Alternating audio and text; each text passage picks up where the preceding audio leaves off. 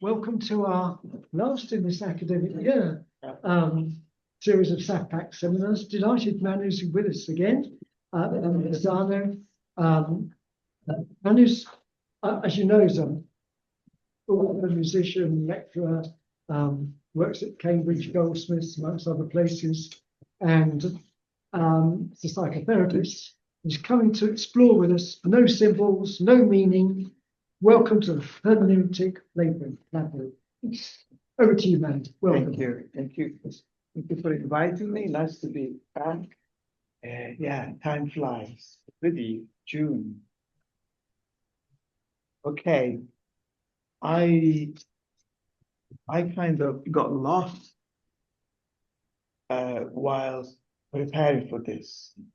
And getting lost is exactly the theme of this particular meeting and discussion.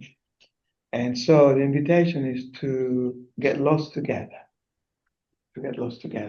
because finding oneself, to quote a novelist I really love, Clarice Lispector, is the greatest lie. So finding oneself is the greatest lie. Is the volume okay? Is speaking this volume? Can people hear? Can you hear okay out there? Okay. Yep. And my generation in particular, the thing was to find oneself. So some of us went to India to find oneself, whatever that meant, to find your true self, whatever that means. I haven't found my true self yet. If there's anyone in the room who has found their true self, I would be very interested to hear from you. And nowadays, of course, nobody's wanting to find oneself. It's more like asserting their identity. And then with the neoliberal identity politics, it's gone completely berserk. This is who I am, and you have to recognize me or else. Close chapter. So to get lost, to find oneself, is the work of hermeneutics. Traditionally, hermeneuo, a Greek word which means to translate and to interpret. Broadly speaking, let's say it is the practice of interpretation. In several fields, many applications, traditionally religious studies, biblical studies, medicine, law, and of course, psychoanalysis and psychotherapy.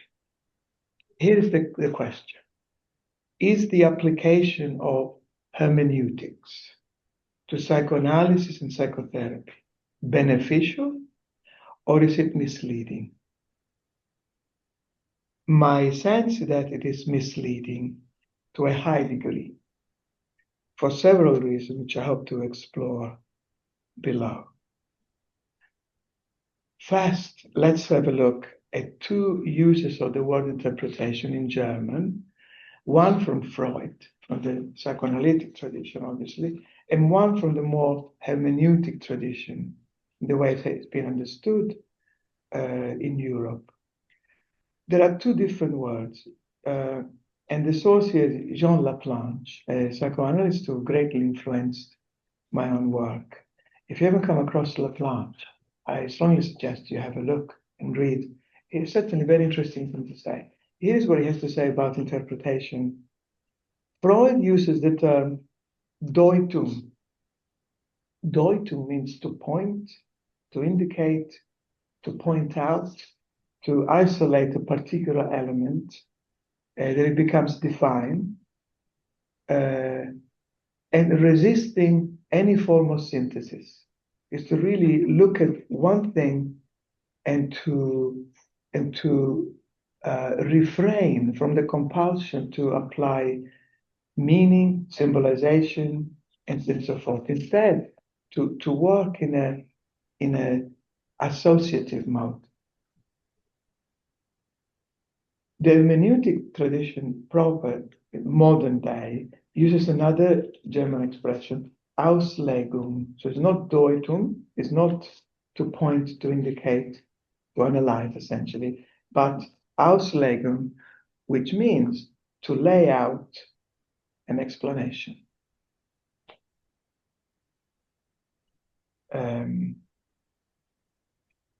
Laplanche then stresses, when you go to the word Deutung, it's also linked to the form deuten auf, to point out, again, to isolate, to separate an element, to resort to analysis. Already in 1900, you could say the Freudian method was already complete. And then two elements happened, which Freud thought it was a great adjunct, a great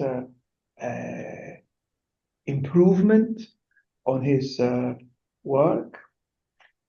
And instead, this discovery of these two elements was in fact disastrous for psychoanalysis. What were they? One is symbolism, and the other is typicality.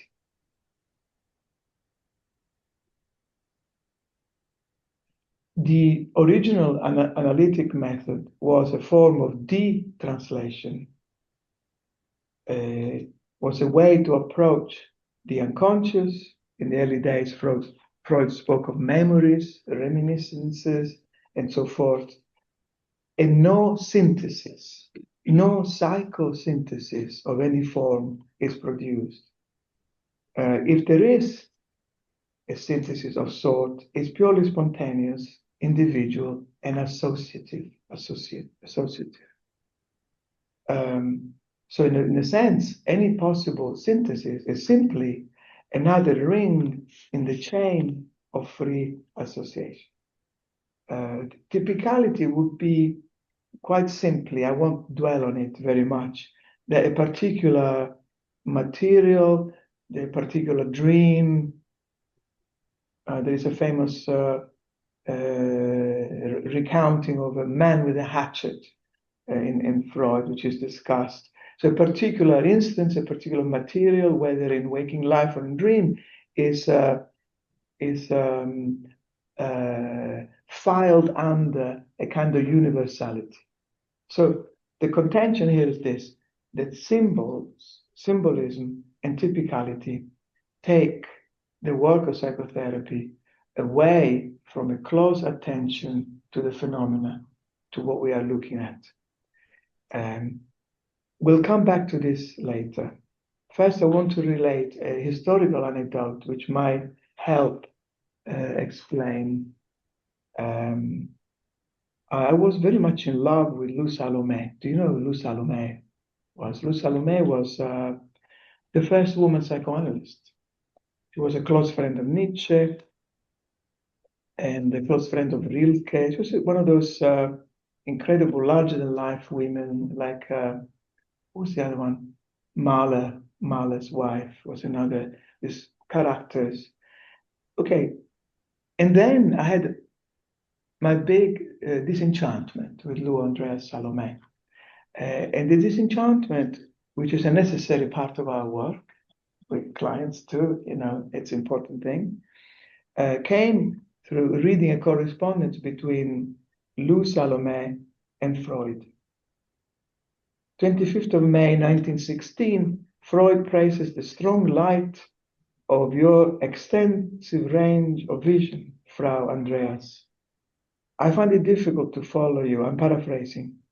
This is because, quote, my eyes, adapted as they are to the dark, probably can't stand strong light or an extensive range of vision. I haven't become a mole, he reassures her. I can still relish bright lights. And then, cloaked within his appreciative, even apologetic words, he says, I know, quote, that in writing, I have to blind myself artificially in order to focus all the light on one dark spot, renouncing cohesion, renouncing harmony, renouncing rhetoric, and everything which you call symbolic. Frightened as I am by the experience that any such claim or expectation involves the danger of distorting the matter under investigation, even though it may embellish it. End of quote. I repeat that sentence. I have to blind myself artificially. I have to renounce cohesion, harmony, rhetoric, and everything you call symbolic. In these words, it's already the kernel of the psychoanalytic method, a method which will get lost, which will become forgotten. And it could be said, in fact, that the current manifestations of psychotherapy, including psychoanalytic psychotherapy, are more closely aligned to Lou Salome's view. And this could be described as a predilection for the literalness of symbols, for this sort of knee-jerk need to reach for cohesion and translation. And translation, we say in Italian, is to betray. Tradurre e tradire, to translate something from the language of the unconscious, to make it conscious, or to make it conscious too soon, or to interpret it too soon, is to betray the content. In this way, we become, rather than explorers of psyche, we become code breakers, like in the war. We decipher the enemy's messages because the unconscious has become the enemy, has become something that has to be fumigated. It's become something that is considered a murky terrain, a swamp where pathologies germinate by the dozen. So in that way, we're no longer explorers, but we are translators of the psyche. We are constabularies of the psyche, the police, essentially. Okay, do you like for us to interrupt you, or you want to? Yeah, please. Because I'm trying to remember Laplanche, because isn't Laplanche saying something about our job is to translate? Yeah. You know, to translate, isn't Laplanche saying? What was the first one? To translate. Yeah. Yeah. Yeah. Isn't Laplanche saying? He does say it is to suppress. To translate is to suppress. And Laplanche is saying this as well. Yeah. The other big disappointment in brackets came from Salome's book on Nietzsche, incidentally, the first sustained study of this kind. She was a close friend. Nietzsche proposed to her twice. She refused. Fair enough. But in the book, it's such a disappointing book to read. I was so looking forward to read it. Psychologizes, simplifies, literalizes all the ambiguities of Nietzsche. And in the end, he says, well, he was in the throes of madness from the beginning. Of course, he would write like that. And also, he was a metaphysician in disguise. He thought he discovered a new land, but it was like Columbus. I found that betrayal, intellectual betrayal, affective betrayal, deeply, deeply painful. Another bracket before I go back to the symbolic and the associative method. We speak a lot about decolonizing everything at the moment. It's right and proper that it should be like that. It's also kind of fashionable, I would say. But one thing we forget, what we could also do well in decolonizing, is an attitude that Rosie Risk has described very well in this same premises in February 2023.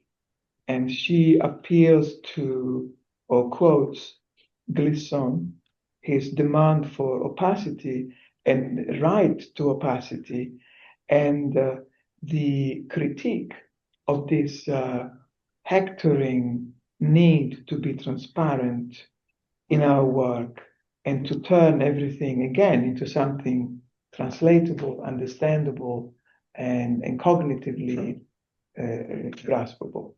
And in that instance, Rosemary Risk, Professor Risk, made a beautiful, I think this is published now, Transparency Matters is called. It was originally a paper given here.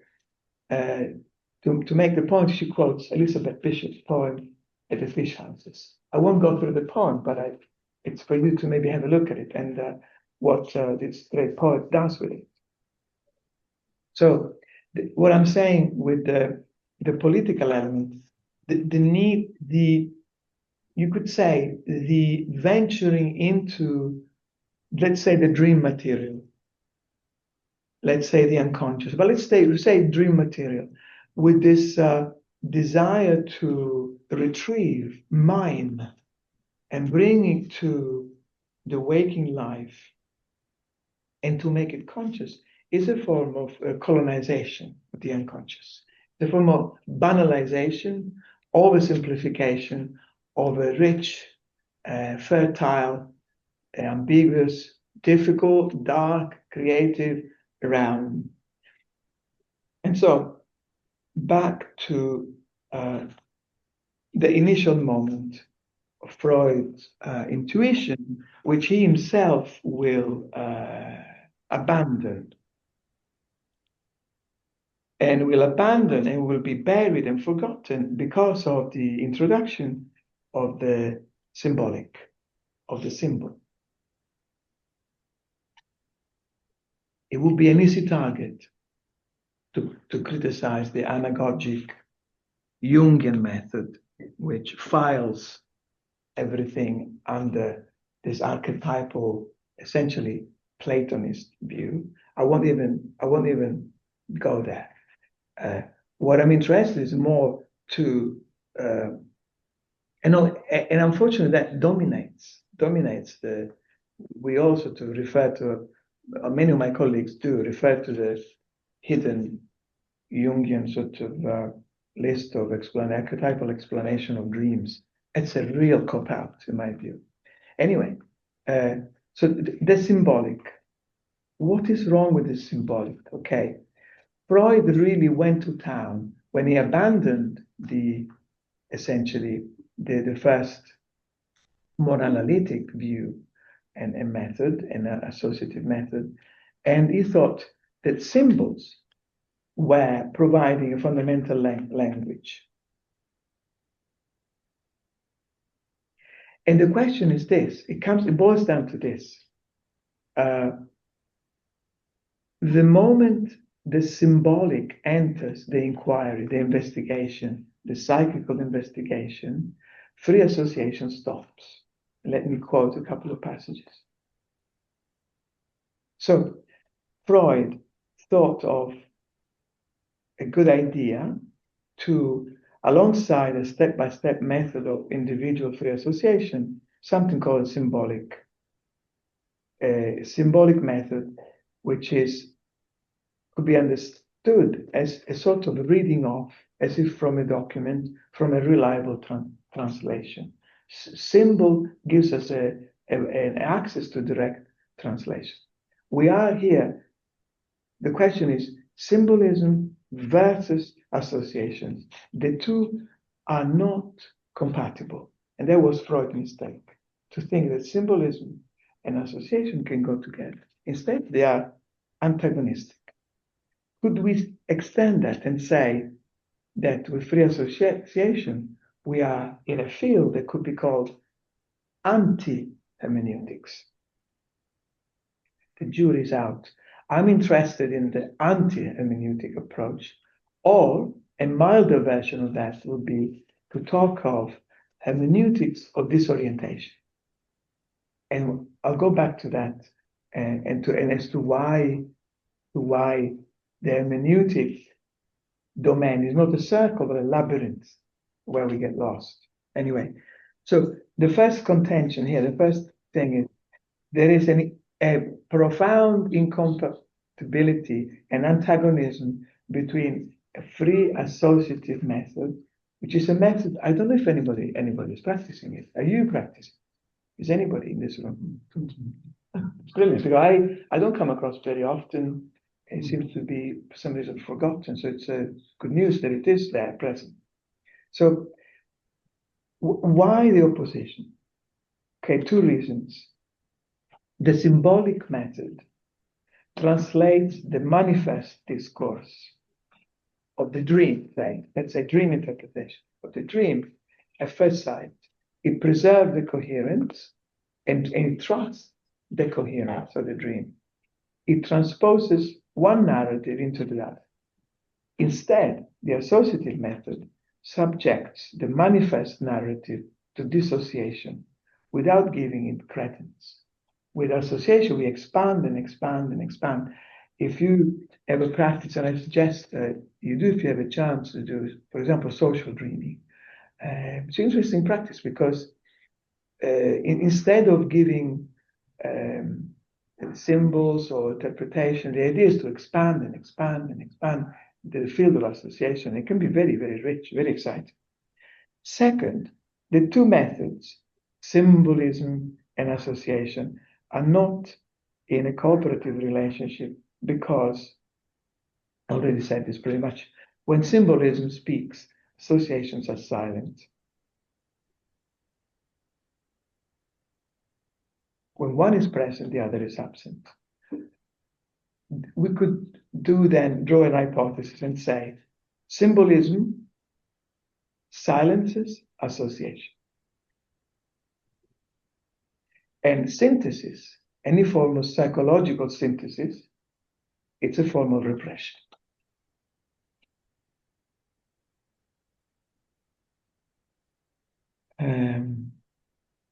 So what are we left with? What would it mean? What are the images or pointers that could help us, say, from daily life to trace an approach and a method that doesn't trust the symbol and also that doesn't trust linear narrative?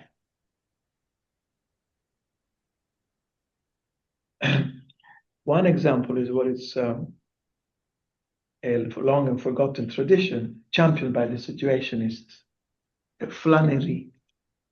To become a flaneur, to be moving and walking through the city as if the city is the id, to walk with no purpose. You remember it was fashionable in the 90s, psychogeography. I don't know if you come across psychogeography. To simply get out of the house on a day off and just walk with no aim and to absorb and take the layers, the history, because there are layers and layers. There's a buried city under the city, the present city or the present. So city as the id, city as labyrinth. Psyche, Nietzsche would say, psyche as labyrinth. So what is then the method? The method would be one figure loved by the original flaneur, Charles Baudelaire, the rat picker. And another image dear to Laplanche is the gleaners. There is a French director you might have come across, Agnès Varda. She's in wonderful, wonderful films, very, very unique artist. So she did a film called The Gleaners, a film on people who, in various form, they wait until the market closes and they go and gather what's left in the market and take it home. And in different, or when the harvest is finished, they go and, the grapes are left on the ground and so forth. Turns out that one of the people involved in this was Laplanche, who was a winemaker. So she made the second follow-up to the Gleaners, called The Gleaners and I, where she is more like a dialogue with them. Having filmed them in action, now she engages in dialogue with them.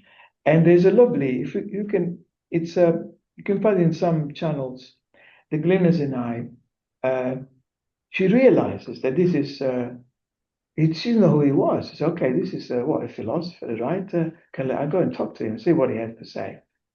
And in the interview, in the conversation they have, Laplanche describes psychoanalysis as a kind of gleaning, paying attention to what we normally dismiss, what tumbles from speech, what is dumped, what's picked up.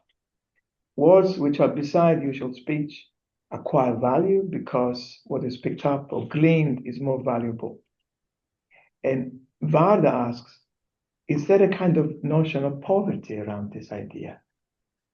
Like, a gleaner would be somebody perhaps who can't afford an expensive thing at the health food store, so it goes to when Tesco closes and free sandwiches and so forth. And Laplanche says, yes, it is a notion of poverty, because the analyst is in a state of poverty. Meaning is in a state of not knowing. He doesn't know beforehand what he will glean. But Edvard asks, but isn't the patient who lacks something? The patient asks, doctor, what's wrong with me? Says Laplanche. But the doctor has no more idea than the patient. And that's the wonderful thing. Both are poor in knowledge. And even if the doctor thinks he knows, he must give up what he knows so he can be receptive to something which is completely new.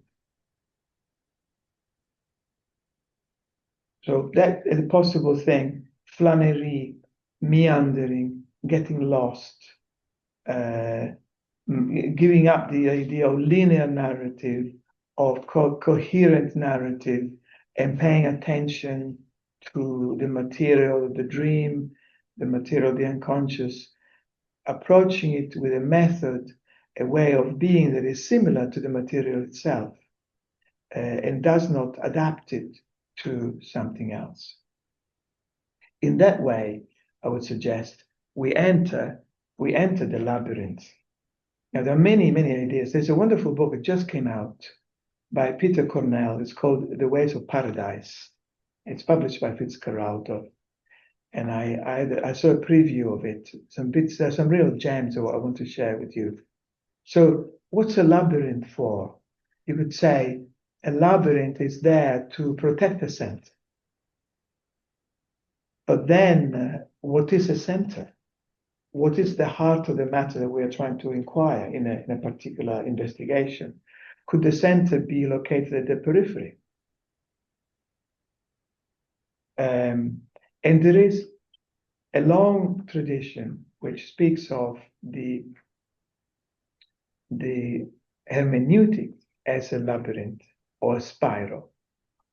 And this is because, as the Romanian literary critic Adrian Marina argues, the hermeneutic process is bound up, quote, with circular development.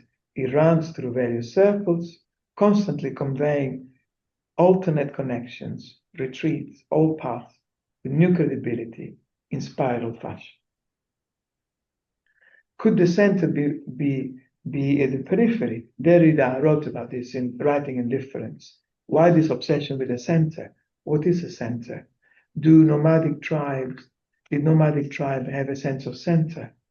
Or would they move with a pole and then recreate the center? And the sky is there, and this is the center, move to another area. On this topic of periphery, there is an episode. Marcel Proust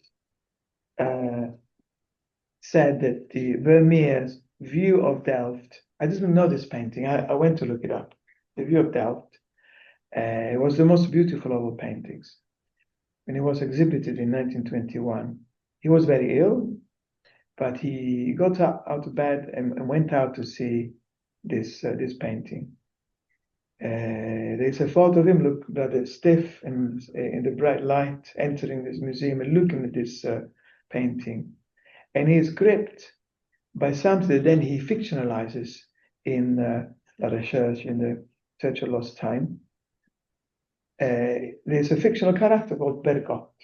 And Bergotte takes great pains to make his way to an exhibition, sees the painting, he loves it.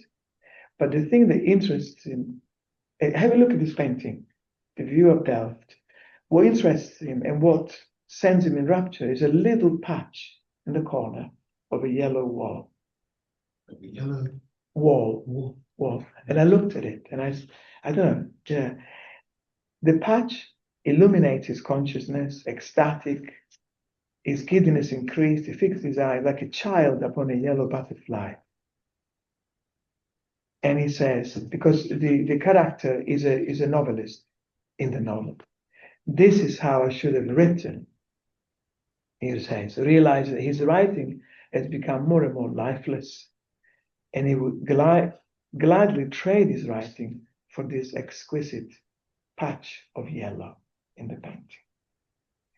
And some people made a connection between this and what Roland Barthes in Camera Lucida calls the punctum. There is a point in the photograph. There is the ability, says, to puncture, to make a hole, and it doesn't have to be the center. There is something that brings the whole photograph to life. So all of this in a way, to complicate things, to say the labyrinth protects the center, but then maybe the center might be at the periphery. We don't know in a labyrinth where is the center. And there is also a question here, if we go back to this notion of losing the plot, losing the linear narrative, being absorbed as a phenomenologist should, I feel, forgive me, the should sounds a bit patronizing. As a phenomenologist, I guess is meant to do, observing the phenomena, resisting symbolization.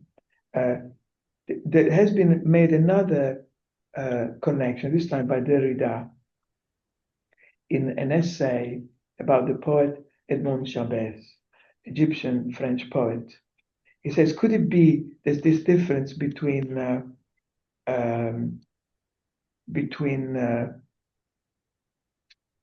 center and the periphery, the symbol and the whole, and the getting lost? Is the difference in the Talmudic scholarship between what is called the rabbinic interpretation, which is with the text and stays with the text, and then the poetic interpretation, which meanders, goes away, associates freely. And Derrida strikingly says, could it be, let me see if I find the quote, the distinction between original and poetic, original and exegetical, could it be blurred, if not eliminated, to the point where interpretation itself becomes the original text? So there is a attachment to the original text. I trained in the humanistic original, my humanistic, and there was the rhetoric was what Rogers really said. You know, what same as what Karl Marx really said, what Heidegger really said. And if we believe in the fact that the reality, that the unconscious is real, perhaps what Rogers or Fritz Perls or whoever might be really said, they themselves didn't fully know what they were saying, perhaps. And maybe we pick it up. And here's another brilliant idea from Laplanche. We pick up a message which the bearer of the message doesn't themselves know fully what they're saying. As with music, we know there's a particular song. Oh, wow, this song really touches me because it says, it speaks to me because it says this. Then you might ask the songwriter and says, I didn't mean that. But does it matter what the original meaning was if the cultural message travels in that way that is very creative? I have a lot of notes on Merleau-Ponty, but I want to go, because I mentioned meaning. Of course, Merleau-Ponty, particularly, what was the one? I Am Mind, the essay. I think it was his final essay. It speaks about meaning. And one interesting thing, so symbol and meaning, I put them together because I find the compulsion to symbols similar and parallel to the compulsion to meaning, particularly my existential colleagues who didn't have the benefit of a psychoanalytic schooling. And so for them, meaning is something very straightforward. There is the raw material, and then by informed, open, congruent discussion, we apply meaning to it. And so there is life, and then there is meaning afterwards. I would say that's a fallacy.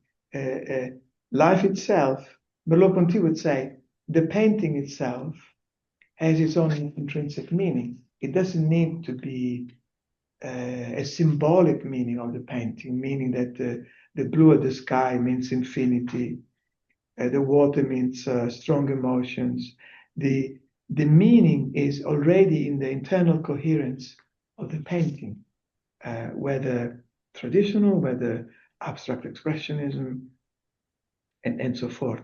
But let me half quote, paraphrase Merleau-Ponty.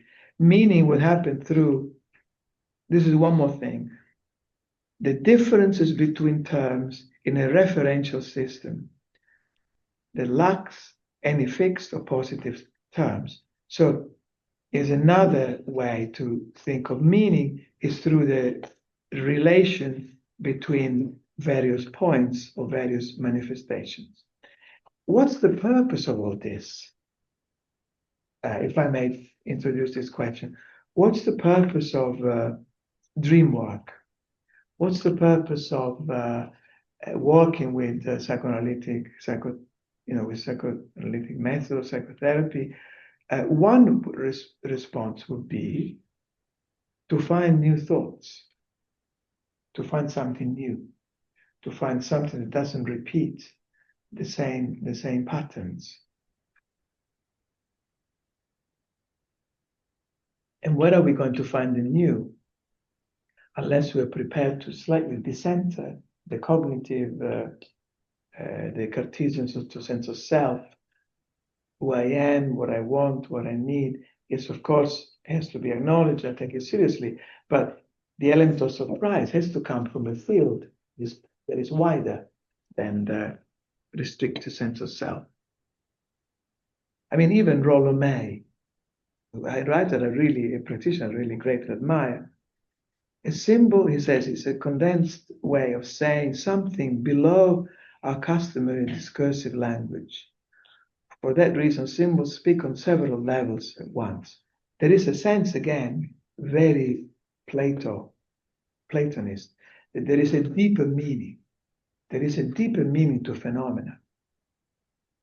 My contention is that there isn't. All we have to do is to keep cleaning our lenses. I bought some new glasses. It cost me a fortune.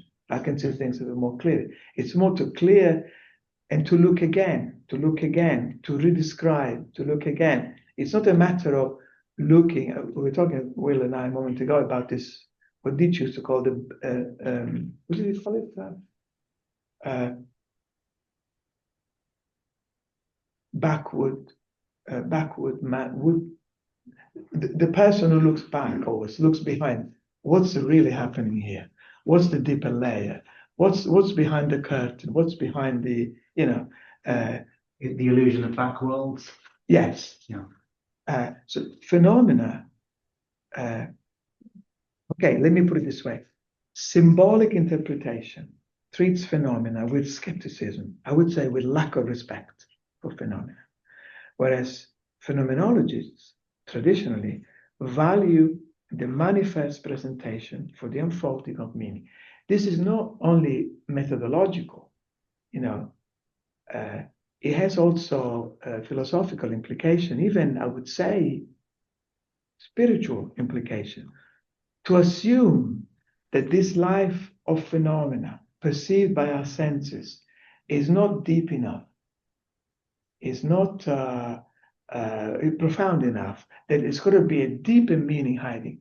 To me, with Nietzsche, I would say, it speaks of denigration of life to some degree. It's like it's got to be something better. It's got to be. Why? Because on one level, we don't like it because it's impermanent. Because here we are in June already. Time goes fast. We get old and sick and die. The great love of our life just lives with your best friend or whatever. We don't like it. So it's got to be some perfect world of idea, some symbol that says, oh, well, there was under the particular archetype. So there you are. Yes. So symbol, what does it mean? To throw together, to unite, symbolon, symbolane from Greek, to provide a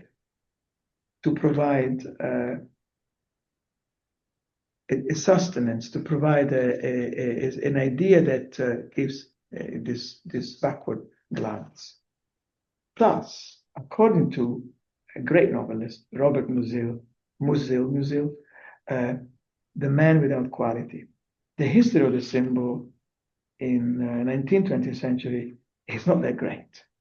It's the symbol thrived, he says, with lots of fascistic ideas, and it comes, he says, he mentions various symbols, and he says in his novelistic language, it is a way to create and to believe in a symbol is to suppress the noise of the senses and dip the forehead into the stream of transcendence.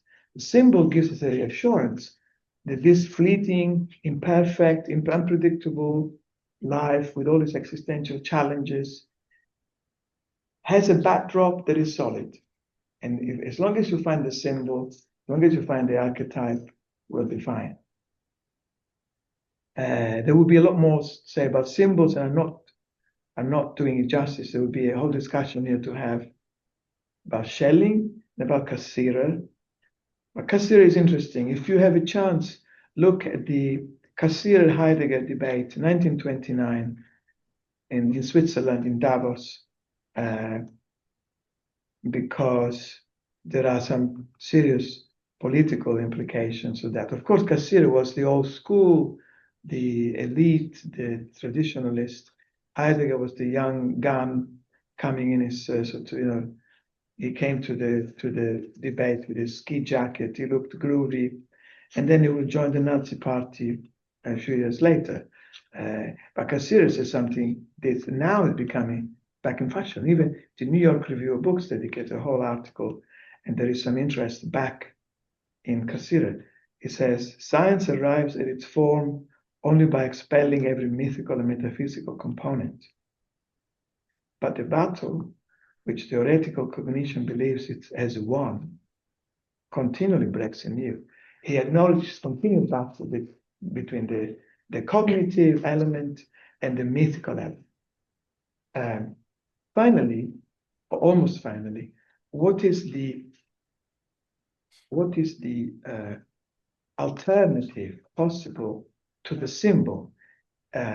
It's not that in saying, I'm not saying the symbol sucks and it's wrong, and I'm not saying the beauty, the poetic resonance of a symbol should be discarded.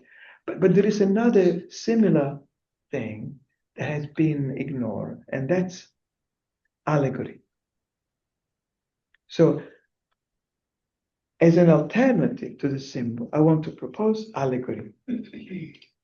And I have hundreds of quotes here, but let me give you an example. An allegory is something that arises from the surf of experience, from the surf of the phenomenal field. And it's very strong, this notion in Walter Benjamin. It's a great inspiration in my life. I'm across Walter Benjamin, very interesting. He was a close friend of Hannah Arendt. Never mind Hannah Arendt completely misrepresented Benjamin. It's another problem in the story. But his inspiration in turn was Baudelaire, a particular poem called Les Cygnes des Swans, where he says, Tout pour moi devient allégorie. Everything for me is allegory. And one famous allegoric image is in a poem called To a Passerby. Do you know the poem, To a Passerby? What happens in this poem? So Baudelaire is this, guy with walking around, you could say, sort of a rather impecunious intellectual who has the time and the freedom to walk around Paris and to absorb the city. He's the flaneur. So at one point he sees a very beautiful woman in mourning with all black dress, and she's about to go down the subway, and they glance at each other. There's a very strong connection, and she disappears. She's gone.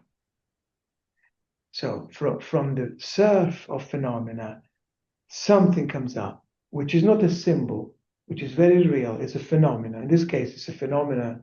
is a full human being, beautiful, and of course Baudelaire being Baudelaire, is all dressed in black and looks funereal, is even more attractive and interesting, and then vanishes. Benjamin says that's love at last sight. It's what, sorry? Love at last sight. Yes. Love at last sight, Benjamin says. So allegory, it manifests through phenomena. It doesn't have to refer to an ideal world behind the curtain. William Blake famously saw angels, Lambeth. I'm still trying to see angels at the bus stop. But it could be that by valuing phenomena, by looking at them again, and the word, what is the word for looking again? Look again. Respect. Look again. Respect. Phenomena looked at again. It takes an allegorical meaning. It takes a depth, which is the depth of the surface. It's not the depth of a hidden world. The ancient Greeks, Nietzsche said, they loved surface so much that they were very, very deep. They were very deep because they loved surface very much. A phenomena already has to tell us many, many, many things. We don't have to resort to a sort of Platonism for the masses to add depth to life or depth to the content of a dream and so forth. Un éclair. My partner's been mocking me. I was trying to read this poem. So what do you mean, an éclair? Pastry. So no, it means, Baudelaire means a flash. Oui, la nuit, fugitive beauté, dont les regards m'a fait soudainement renaître. Ne te verrai-je plus que dans l'éternité. A flash, then night, fleeting beauty, whose gaze suddenly made me reborn, will I only see you again in eternity. Many, many songs have come out of this to a passerby, including in Italian. Quella conosciuta appena, non c'era tempo e valeva la pena, and so forth. Allegory. Why allegory? Allegory in Benjamin, because it is a way of seeing any object, any image or text as multivalent, multifaceted. The world of meaning is not one-dimensional, as some positivists, propagandists want us to believe. And Baudelaire's poetry exemplifies this multi-dimensionality. We look at something and it has many meanings. And that's why you could say, in that sense, free association is really, I don't know if I can say this, I don't know what you'll think. It's a kind of a rhizomatic practice. Are you familiar with this notion of rhizome? So it's not something like, we're not looking for the roots, the origin, the ontogenetic, the unconscious is the ground of my being. No, we can start we always start in the middle. There's a dream, and then we start associating, and it's so exciting. Deleuze, yeah. This is Deleuze. But Deleuze is saying, isn't he? Yeah. That one of the great things Freud did was the great thing was free association. Yes. The problem was he then attached a theory to it. That's right. That's what you're speaking of in a different way. Yeah. And I'm trying to sort of put it together. My sort of favorite things. What's a rhizome? Sorry. Eh? What's a rhizome? Rhizome is like underground roots, like sometimes potatoes or tuberous. So they don't have this kind of roots, where they don't have a sense of it starts there like a tree, but it grows horizontally through connections, and that would be the metaphor. I don't want to say the symbol, the metaphor for this kind of investigation, where there is it never stops, and it never begins. We always begin in the middle. So what else? So the invitation is to get lost. For Benjamin, allegory is a kind of experience emerging from perceiving the world as impermanent. The world is not a conclusion. So allegory would be an expression of this intuition, but it means it is of a different order. You could say it's of a different metaphysical order. It means, allegory means appreciating that this world of phenomena is impermanent and to really value that. You know, a friend who is often in Japan, is an expert in Japan, he told me something about when they decided to plant cherry trees in Japan, they looked for different types. And they went for the ones whose blossoms are more short-lived. So allegory is an intuition of the impermanence of the world, and it's sort of an appreciation of that, I would say. Whereas a symbol, it belongs to a different domain, which needs to prop something up in the back of the stage, because this world is not enough. Getting lost also means, on one level, accepting change. You know, whenever something, I don't know about you, I went through a lot of changes, not all of them happy, some of them good, very good changes. But change is always difficult, and it implies some kind of getting lost. Oh, I thought I knew where I was going from A to B, and now this happened, and look at me, I'm lost. I'm lost. But the things we want usually are deep down transformative, but we don't know exactly what's on the other side of the transformation. We don't know who we will become. And so all those wonderful things which are valuable, love, wisdom, inspiration, grace, how do we find them? Let's start walking then and get lost. Who knows what we'll find? Thanks a lot.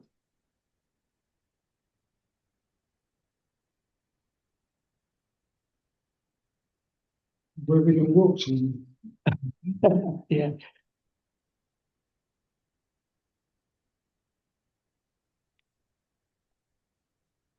One of the things that you know is that I've got this preoccupation with Plato, Republic. Yes. And I suppose what I'm thinking is that do you think it works to say that you're saying something maybe about something to do with dogmatism, to put it in that? Mm-hmm. No, the symbolic, the symbol is more likely to sort of lead to something sort of dogmatic. Yes. More likely to, and there's an idea, I think you've pretty much said it, but there's an idea that the symbol is going to give us a way to get to something. Let's say it's more, someone like Rorty would say it's a sort of God term. Yeah. It's going to get you to the eternal, unchanging. That's the Platonism. Yeah. Yeah. Totally, and it's great that you bring Rorty in the room, because he would argue, can't remember what book, of the value of strong, or not strong, but misreading. The strong misreading, Harold Bloom stuff. Yeah. Misreading, Yes. like active misreading. Yes. Which is a very interesting notion, and I think it has to do with that, maybe with that, the poetic after the rabbinic, similar to that. It's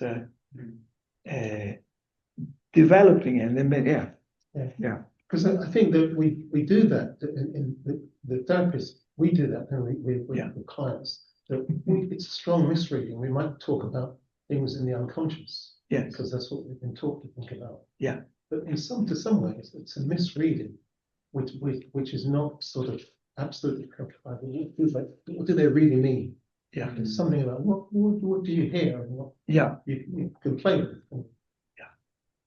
Yeah, I think it's in that terrain, and it's, thank you for bringing the dogmatic element. I think that would be, so could all of this free association, all this suggest to be potentially an antidote against dogmatism, which is, dogmatism, it's, I miss it sometimes because it gives us a certainty.